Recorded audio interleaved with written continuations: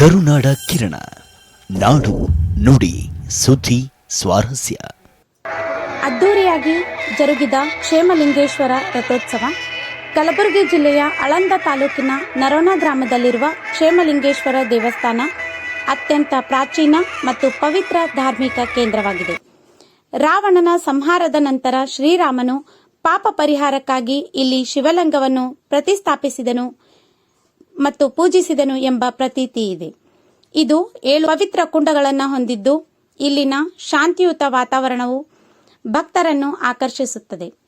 ನರೋಣ ಕ್ಷೇಮಲಿಂಗೇಶ್ವರ ದೇವಸ್ಥಾನದ ವಿಶೇಷತೆಗಳು: ಶ್ರೀರಾಮನು ರಾವಣನನ್ನು ಕೊಂದ ನಂತರ ತಗುಲಿದ ಬ್ರಹ್ಮ ಹತ್ಯಾ ದೋಷವನ್ನು ಕಳೆದುಕೊಳ್ಳಲು ಇಲ್ಲಿ ಶಿವನನ್ನು ಆರಾಧಿಸಿ ಪಾಪ ಮುಕ್ತನಾದನು ಎಂದು ನಂಬಲಾಗಿದೆ.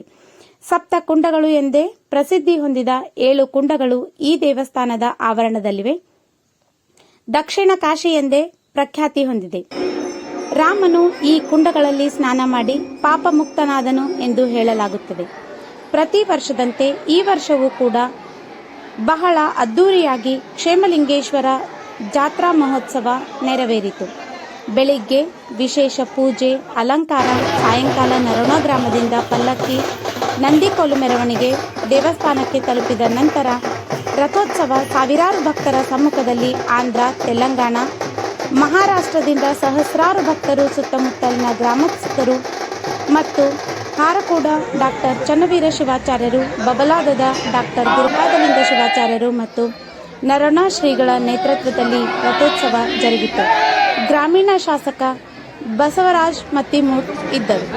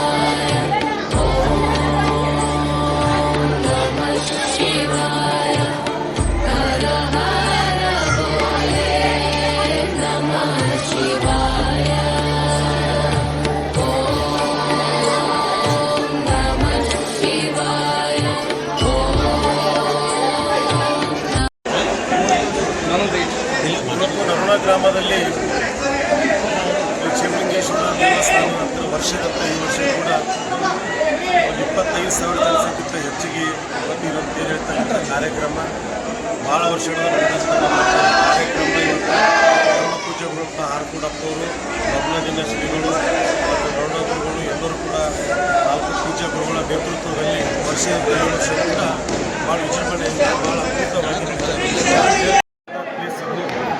ಅನೇಕ ಮಹಾರಾಷ್ಟ್ರದಲ್ಲಿ, ಆಂಧ್ರ, ಕರ್ನಾಟಕ, ಜನಗಳು ಕೂಡ ಬಂದು ಪೂಜೆ ಮಾಡ್ಕೊಂಡು ಆರ್ಥಿಕವಾಸಿ ಬಹಳಷ್ಟು ಜನಗಳು ಇಲ್ಲಿ ಬರ್ತಾ ಇದ್ದಾರೆ. ಇನ್ನೂ ಕೂಡ ಇಲ್ಲಿ ಅಭಿವೃದ್ಧಿ ಆಗ್ತಕ್ಕಂಥ ಬಹಳಷ್ಟು ದಿವಸ ಹೋಗಿದೆ. ಆದರೆ ಮುಂದಿನ ದಿನಗಳಲ್ಲಿ ಏನೇನು ಕೂಡ ಇಲ್ಲಿ ಕಾರ್ಯಗಳು ಆಗ್ಬೇಕಾಗಿದೆ. ಏನಾದಷ್ಟು ಕೂಡ ಚತುರ್ದಶಿ ಎಂದು ಹುಣ್ಣಿಮೆ ದಿವಸ ಈ ಮಹಾಕ್ಷೇತ್ರದಲ್ಲಿ ಇವತ್ತು ನಮ್ಮ ನರೋಣ ಕ್ಷೇತ್ರದಲ್ಲಿ ಕ್ಷೇಮಲಿಂಗೇಶ್ವರನ ಒಂದು ಭವ್ಯವಾದ ರಥೋತ್ಸವವನ್ನು ಜರುಗ್ತಾ ಇದೆ. ಸುಮಾರು 4ನೇ ಶತಮಾನದಿಂದ ಈ ಕಾರ್ಯಕ್ರಮದ ಒಂದು ಇತಿಹಾಸ ಇದ್ದಿರ್ತದೆ. ಈ ಒಂದು ಎಂಥ ಕಾರ್ಯಕ್ರಮವನ್ನು ಇಲ್ಲಿ ಕೇಳಿದ್ರೆ ಇಲ್ಲಿ ಶ್ರೀರಾಮಚಂದ್ರ ಪ್ರಭು ರಾಮಚಂದ್ರನಿಗೆ ಕೂಡ ಇಲ್ಲಿ ಒಂದು ಶಾಪ ವಿಮೋಚನೆ ಅಂತ ಒಂದು ಈ ಒಂದು ಸ್ಥಳ ಆಗಿರ್ತದೆ. ಯಾಕಂತ ಕೇಳಿದ್ರೆ ರಾಮಚಂದ್ರನು ಸುಮಾರು ಸಾವಿರಾರು ಹತ್ಯೆಯನ್ನು ಮಾಡಿದ ರಾವಣನ ಹತ್ಯೆ ಮಾಡಿದ ಕಾರಣ ಅವನಿಗೆ ದೋಷ ಹತ್ತಿರ್ತದೆ. ಆ ದೋಷ ವಿಮೋಚನೆ ಮಾಡಬೇಕಾದ್ರೆ ಅವನಿಗೆ 108 ಲಿಂಗಗಳ ಸ್ಥಾಪನೆ ಮಾಡಂತ ಹೇಳಿರ್ತಾರೆ. ಆ ಲಿಂಗವನ್ನು ಕೊನೆಗೆ 108ನೇ ಲಿಂಗ ಸ್ಥಾಪನೆ ಮಾಡಬೇಕಾದ್ರೆ ಇಲ್ಲಿ ಬಂದಾಗ ಎಲ್ಲಿ ಕೂಡ ಅವನಿಗೆ ರಾವಣ ಸದಾಕಾಲ ಅವನ ಒಂದು ಬೆನ್ನ ಹತ್ತಿರ್ತದೆ ಪಿಶಾಚಿ. ಇಲ್ಲಿ ಬಂದಾಗ ಆ ಲಿಂಗ ಸ್ಥಾಪನೆ ಮಾಡಿ ಈಗ ಶ್ರೀರಾಮಚಂದ್ರ ಪ್ರಭು ರಾಮಚಂದ್ರ ವಿಶ್ರಾಂತಿ ತೆಗೆದುಕೊಂಡಾಗ ನ ರಾವಣ ಅಂದರೆ ಇಲ್ಲಿ ರಾವಣ ಇಲ್ಲ ಅಂತ ಒಂದು ಉದ್ಗಾರವನ್ನು ಹೊರಡ್ತದೆ. ಅದರಿಂದ ಈ ಒಂದು ಮಹಾಕ್ಷೇತ್ರಕ್ಕೆ ಐತಿಹಾಸಿಕವಾದಂಥ ಒಂದು ಇತಿಹಾಸ ಇದೆ.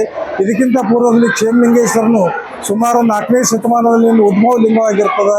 ಈ ಒಂದು ಕಾರ್ಯಕ್ರಮ ಗುರು ಪೂರ್ಣಿಮೆ ದಿವಸ ಅಂದ್ರೆ ಬೌದ್ಧ ಪೂರ್ಣಿಮೆ ದಿವಸ ಬುದ್ಧ ಹುಟ್ಟಿದ್ದು ಇವತ್ತಿನ ದಿವಸ ಒಂದು ಅವನತಿ ಬುದ್ಧಂದು ಒಂದು ಮಹಾಪರಿವಾರಣ ದಿನ ಕೂಡ ಇವತ್ತೇ ಆಗಿರ್ತದೆ. ಇದೊಂದು ಇತಿಹಾಸ ಇವತ್ತು ಕ್ಷೇಮಲಿಂಗೇಶ್ವರ. ಇಂಥ ಒಂದು ಕಾರ್ಯಕ್ರಮ ಇಲ್ಲಿ ನರಣ ಭಕ್ತರು ಸುತ್ತ ಸಾವಿರಾರು ಹಳ್ಳಿಯ ಭಕ್ತರು ಬಂದು ಈ ಒಂದು ಕಾರ್ಯಕ್ರಮ ಯಶಸ್ವಿ ಮಾಡ್ಕೊಂಡು ನಡೆದಿರ್ತಾರೆ. ಈ ಒಂದು ಇತಿಹಾಸ ಭಾಳ ವಿಜೃಂಭಣೆಯಿಂದ ಇರ್ತದೆ. ಇಂಥ ಕಾರ್ಯಕ್ರಮ ಈ ಒಂದು ನರಣದಾಗ ಇಲ್ಲಿ ಬಬಲಾದಿ ಮುತ್ತಿಯವರು, ಆರ್ಕೂಡು ಮುತ್ತಿಯವರು, ಗುರುಮಾಂತು ಸ್ವಾಮಿಗಳು, ಹೊಸಮಠದ ಮುತ್ಯ ಸ್ವಾಮಿಗಳು ಈ ಒಂದು ಕಾರ್ಯಕ್ರಮದಲ್ಲಿ ಸದಾಕಾಲ ಭಾಗಿಯಾಗ್ತಾರೆ. ಆರ್ಕೂಡ ಪೂಜ್ಯರು, ದೊಡ್ಡ ಮೊದಲಿನ ಪೂಜ್ಯರು ಕೂಡ ಇಲ್ಲಿ ಬಂದು ತೇರಿನೊಳಗ ಬಂದು ಬೆಲ್ಲ ಆಯ್ದಂಥ ತೇರಿನ ಬಂದ ಭಕ್ತರಿಗೆ ಬೆಲ್ಲ ಮುಳ್ಳ ಆಯ್ದು ಸಾಫ್ ಮಾಡಿ ಹೋಗಿದಂಥ ಒಂದು ಇತಿಹಾಸದ. ಅದೇ ರೀತಿ ಬಬಲಾದಿ ಗುರು ಚನ್ನವೀರರು ಕೂಡ ಈ ಒಂದು ಕಾರ್ಯಕ್ರಮದಲ್ಲಿ ಸದಾಕಾಲ ಭಾಗಿಯಾಗಿ ಅವರು ಉದ್ಧಾರ ಆಗಿದ್ದಾರೆ. ಕ್ಷೇಮಲಿಂಗೇಶ್ವರ ಒಂದು ಮಹಾ ಸನ್ನಿಧಿಯೊಳಗೆ ಅವರು ಸೇವೆ ಮಾಡಿದಂಥ ಕೀರ್ತಿ ಇರ್ತದೆ. ಅದೇ ರೀತಿಯಾಗಿ ಗುರುಮಾಂತ ಸ್ವಾಮಿಗಳನ್ನು ಕೂಡ ಈ ಒಂದು ಕಾರ್ಯಕ್ರಮದೊಳಗೆ ಭಾಳ ಒಂದು ಯಶಸ್ವಿ ಕಾರ್ಯಕ್ರಮ ನಡೆಸ್ಕೊಂಡು ಸಹಾಯ ಮಾಡಿರ್ತಾರೆ.